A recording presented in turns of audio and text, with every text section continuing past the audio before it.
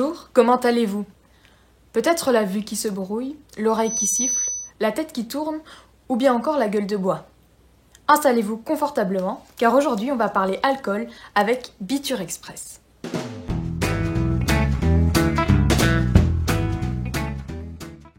Il s'agit d'un roman de société, un roman psychologique dont le thème principal est l'abus d'alcool, mais qui en traite beaucoup d'autres tout aussi importants comme les mauvaises fréquentations ou même le viol. Quel est le prix à payer pour soi-disant s'amuser?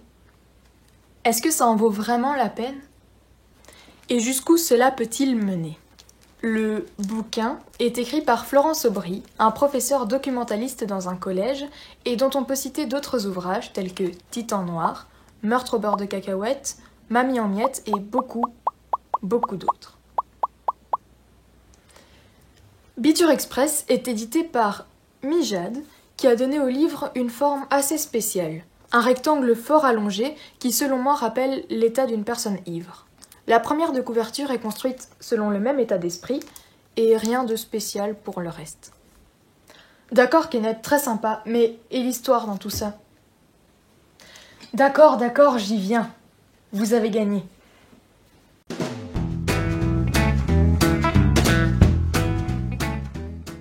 Sarah a 15 ans.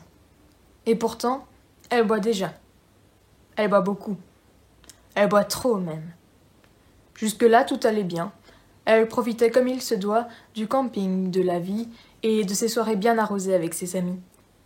Tout a basculé, ou presque, lorsqu'un matin, ou plutôt un midi, elle s'est retrouvée à moitié nue et à moitié dans sa tente, le pantalon et la culotte aux pieds. L'alcool a dû lui monter à la tête la veille, car elle ne se souvient de rien. Pourtant, elle décidera de ne pas en parler à ses parents. Ni à sa sœur Gabi d'ailleurs, avec qui elle se dispute depuis peu. De toute façon, il y a une méga fête ce soir, et Sarah ne veut pas la rater. En plus, Lucas sera là. Et de toute façon, si on avait abusé d'elle, ça aurait laissé des traces, non? C'est vrai que ça n'a pas l'air mal, mais et ton avis dans tout ça? Si vous insistez. On y va!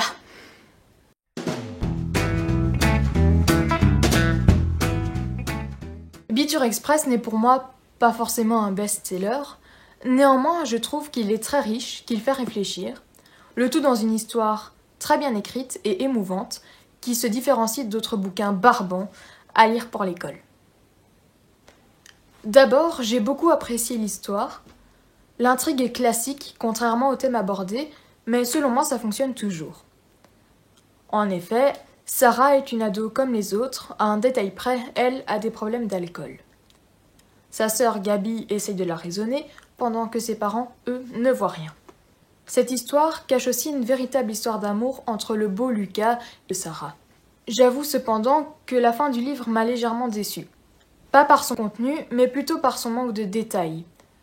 On n'avait pas l'impression que l'histoire était complètement achevée. Ensuite, il faut que je vous parle du style de l'auteur. Je l'ai adoré.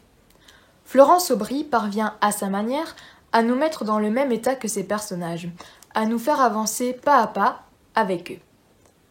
Si on me prend pour exemple, bien que je ne sois pas forcément alcoolique,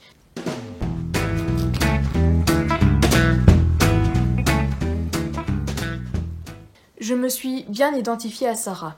Et si son personnage vous déplaît, alors identifiez-vous à Gabi grâce au chapitre un peu spécifique.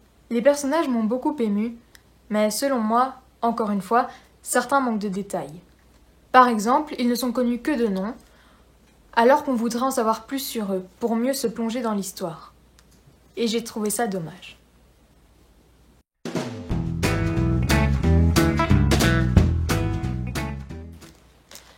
En conclusion, mis à part quelques petits défauts, Biture Express est une lecture à ne pas manquer, débordant d'émotions et qui fait beaucoup réfléchir. Merci de m'avoir écouté et à bientôt dans un autre Book and Tube.